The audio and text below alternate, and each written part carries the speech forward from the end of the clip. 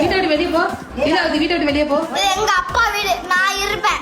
எங்க வீடு கட்டி வந்த எங்க அப்பா நீ கல்யாணம் பண்ணி வந்த அதுக்கு அதனால நீதான் கெட் அவுட் ஆல். கெட் அவுட்டா?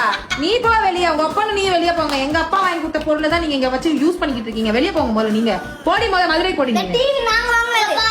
டிவி யூனிட் நான் வாங்குனது. என்ன ஓவரா பண்ற? விட்டா நீ வீடியோ எடுத்து போல. நீ முதல்ல உன் பொட்டி பொடிக்கெல்லாம் கட்டிட்டு மதுரை கிளம்பு. நான் பொட்டி பொடிக்கேனே. நான் எப்படி போ? நான் பேக் பண்ணி தரேன். வெளியே வச்சு பாரு. காட்டுவேன். நீ பேசல. நான் ஒரு